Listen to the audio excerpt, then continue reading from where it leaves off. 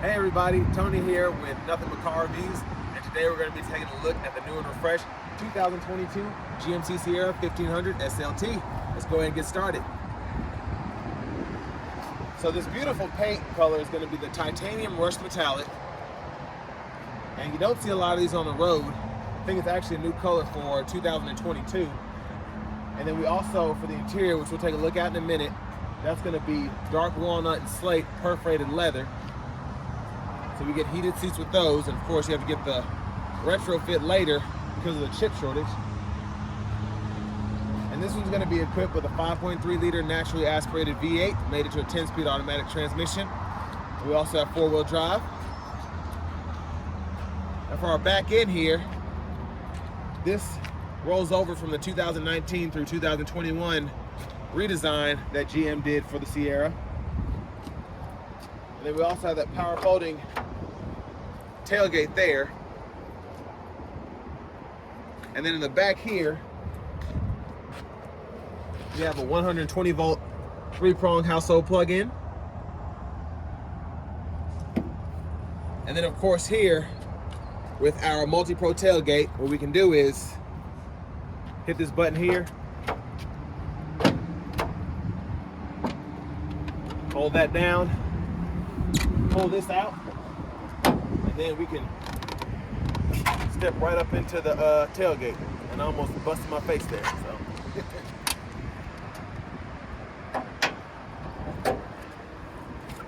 And then we just fold it all back.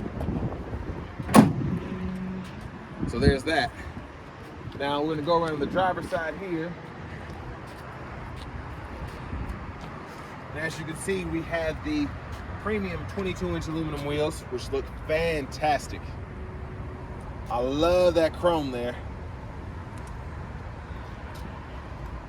And there we have our fuel tank there. Running boards. Let's just take a look at this front end, because this is where most of the change, other than the interior, which we'll get to shortly, this is where most of the change comes from. So we have our LED daytime running lights along with LED headlamps. And we also have LED fog lamps as well.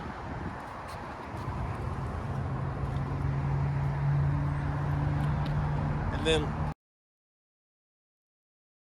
go ahead and pop this hood.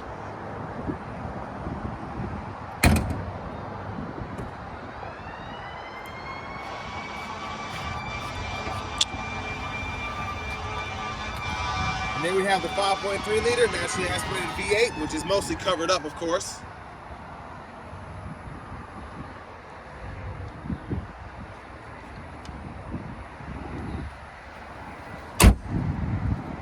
Let's go ahead and take a look at the interior.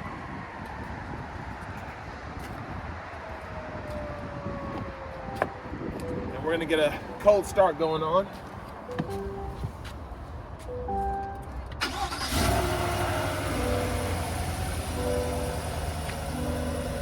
So this one has the partly refreshed interior. It doesn't have the center console and all of that, but we have AM, FM, XM radio along with Bluetooth audio. We have our Google News podcast, USB. And there's our backup camera there with guidelines. And then as you turn the wheel, the lines go with you. And then we have Google Maps as well, which we'll show that in a minute because I gotta push a few things. But down here we have our lane departure. We can toggle that. And then we also have our auto stop, which we can toggle on and off. We can hit that power folding tailgate in the back, knock down all 4 of the windows at the same time, traction control, and then we have our hazards here. Then we have a home button as well as a power button for our volume. And then we have our push button start, trailer brake controller, dual zone automatic climate controls. And then we have those 3-stage heated seats, so we can do either the back or the bottom in the back. And then we have our navigation screen here. It's finally up. So really crisp picture there. Alrighty, so here on the door panel we have power door locks, power windows, power mirror switches, and then we also have memory seating here. And I really like how they did the pockets down here, cup holders, put your maps or whatever.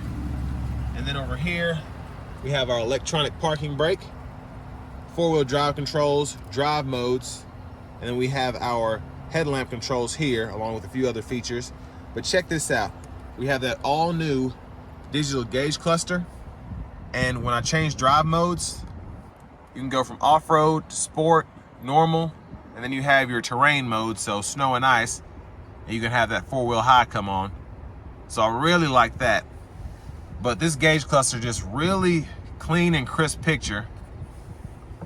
And then of course for our shifter, you just pull up here, reverse, neutral, drive, low mode, and then it shows you what gear you're in right over here. And then we just pull in for park. Now the steering wheel comes from the 19 through 21 models, but we have our cruise control, which we can toggle here, and then our heated steering wheel, forward collision, gap adjust here, and then we have our Bluetooth controls, and then we can scroll through our gauge cluster using this here. And then behind the steering wheel on the left side, we have our track list, radio station favorites we can toggle, and then our volume on the right side, we can toggle that. But next we're gonna go ahead and take a look at the back seat. All right, so here in the back seat, as you can see, plenty of space. I'm 6'3", and I probably have 2-3 inches of leg room here from the back of the seat, and probably about 2 or 3 inches of headroom as well. So really great room to fit 5 full-size adults back here. And as you can see, it doesn't even change because I still have all my space in the middle seat. Speaking of which, we have storage here, so 2 cup holders, and then we can put a few small phones, change, keys, whatever in here, and then stow that up. Now down here, we have our AC vents. So we don't have rear AC controls, but that does run off of whatever is inputted in the front. And then we have a 120 volt 3-prong household plug-in along with a USB-A and a USB-C input there. But next we're gonna go ahead and take a look at the front. So for the front here, we have 2 10-way power seats outboard. Of course, the middle seat does not have any power, but that has your seat back, your seat bottom, and of course, your lumbar support. And then for our center seat, there's a little strap here you pull up, and then this turns into that third seat. And when you don't need the third seat, you have cup holders, storage, and then more storage. So if you don't need that third person up front, it's definitely nice to have this. And then over here, we're gonna go to our glove compartments, which we do have 2 of them. This top one, you hit this button here, pops right open. You can store a little something in there. And then of course our main glove compartment, which is also lockable. We can pull that, and we have our owner's manuals and such in here. But next we're gonna go ahead and take this new 2022 GMC Sierra 1500 SLT out on the road for a quick test drive.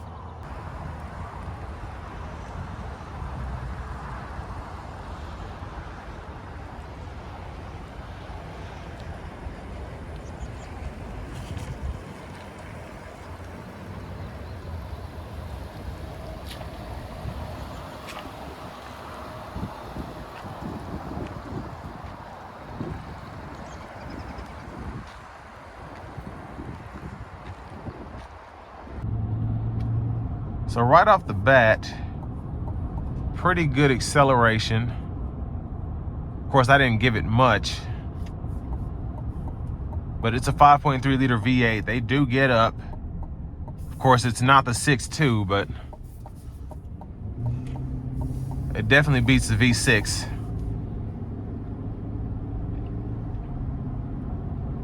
And like I've said in many other reviews, the 10-speed is just a great transmission. Of course, we don't know about longevity because they've only been in GM and Ford vehicles for a few years, but they just shift immaculately. Very smooth, very crisp, and very quick. So we'll give it a little throttle here.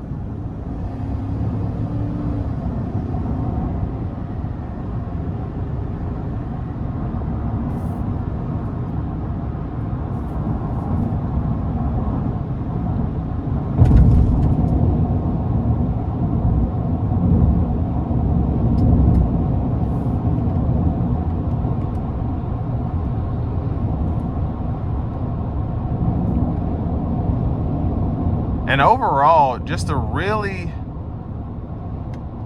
sturdy ride coming down this stretch of the interstate. I'm not being blown all over the road.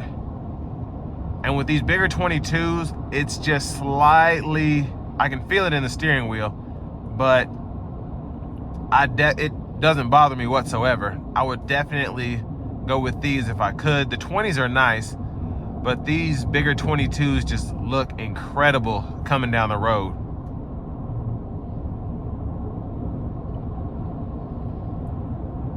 And overall visibility is really good. Of course, this one doesn't have blind spot monitors, but over here on the driver mirror, you do have that blind spot mirror.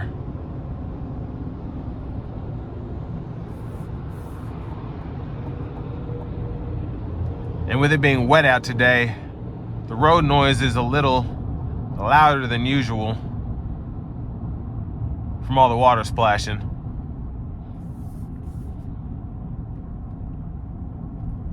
But overall, really good, like I said, good ride quality, but also just the overall feel of driving this vehicle. My posture's really good. I'm still comfortable. And I'm not sunken in the seat, but it's also not hard either. Really good job. And the Sierras have been like that for a minute. And there's the auto stop that just came on.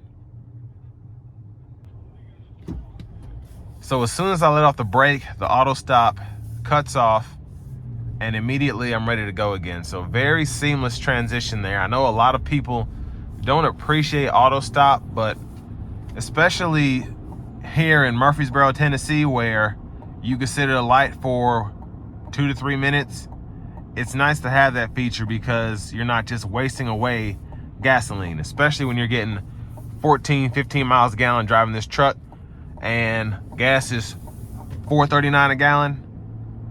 Me personally, I'd be trying to save every sip of gas I can.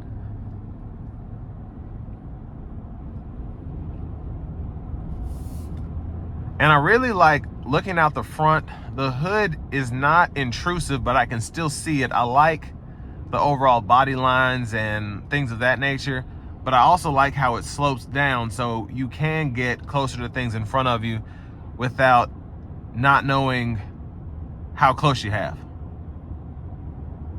And it just makes driving something this big that much more, you're more confident driving it.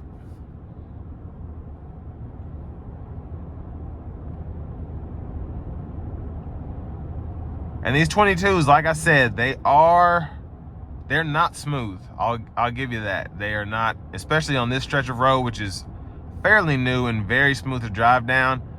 I can feel quite a bit in this steering wheel.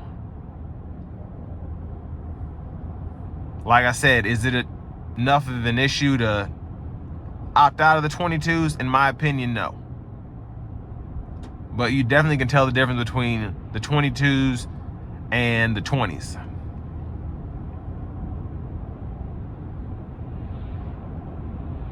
And just really solid sound acoustics in the interior. I'm just coasting here at 40, and I'm probably at about, I want to say 1,100, 1,200 RPMs.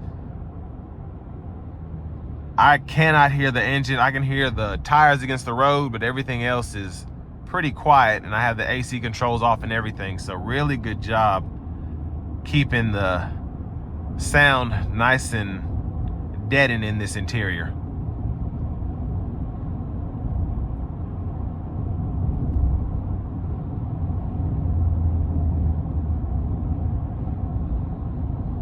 And another thing I like is just how the interior, the center console here, the center stack, excuse me, is just nice and sloped.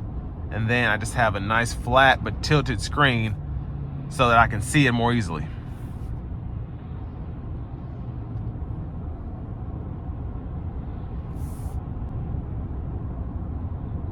This will bring me to the end of the test drive portion of the Sierra 1500 with the 5.3 liter V8. And next we're just gonna go over my closing remarks and sticker price. All right, so let's take a look at the window sticker here.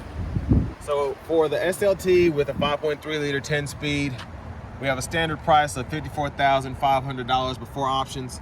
So 22-inch bright chrome wheels, $3,500 option. The chrome assist steps, $700. The paint color, $495, which I think is worth every penny. I love this paint. And then the pro grade trailering system is $490, which includes the hitch guidance with the hitch view, trailer brake controller, and then the trailering app that's in the actual radio. And along with the destination charge and then $100 off for those retrofits, we have a sticker price of $61,275. Now, for over 60 grand, is this truck worth it? You know, that's up to you. I really think for this kind of power, this kind of technology, it's a fair price. Now, personally, I am an electric guy, of course, so I'm looking at the Hummer EV, the F-150 Lightning, because at $4.30 a gallon, I'm really trying to save as much as I can in terms of fuel. But with that being said, definitely a good option here. And this is going to bring me to an end of my review of the 2022 GMC Sierra 1500 SLT.